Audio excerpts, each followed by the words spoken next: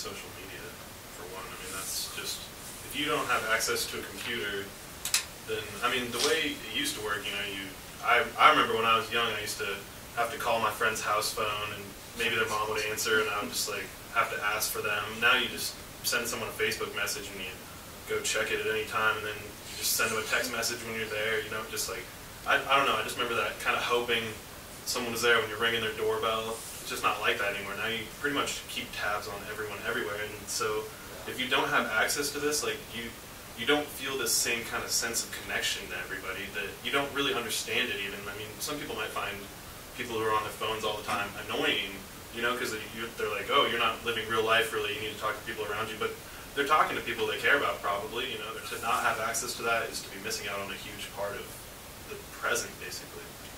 Yeah, because I think it's becoming most people's like first like way of reaching out. So, you know, if you don't have a Facebook, like, you know, like people will be like, oh, like, I thought I invited everybody on Facebook. It's like, you know, if you wouldn't hear about it, you wouldn't hear about some things that are going on in your friends' lives, because, like, again, like, that's the outlet that they would choose to use first, rather than like calling you or like saying like, hey, like, you know, I did this thing, like, here are like some pictures of my trip. Instead of like physically showing it to you, they just put it on that online space and just assume that people are going to like look at it.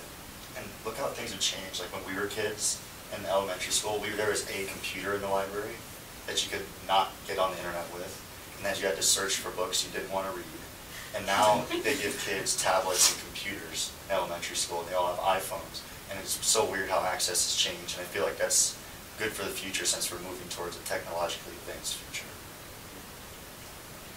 I mean, just going beyond social media, the sheer span of devices we can access and communicate to each other with. I mean, just giving, you know, just calling somebody on the phone, just talking to them. And it used to be, you know, in the old days, you were lucky if you had a landline in the house to do it.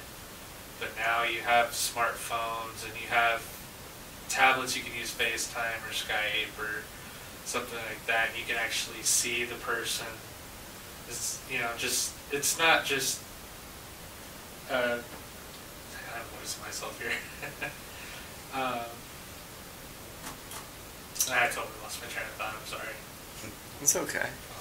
Well, that kind of makes me think that we kind of had this like stereotype about people who communicate with technology, that they're using abbreviated language, they're using all this slang and shorthand, and that is kind of true to an extent, but at the same time, we're not just limited to like text messaging anymore. We are like starting to open up to other things like FaceTime, to Skype, and I think, and, you know, we even have like virtual reality coming soon.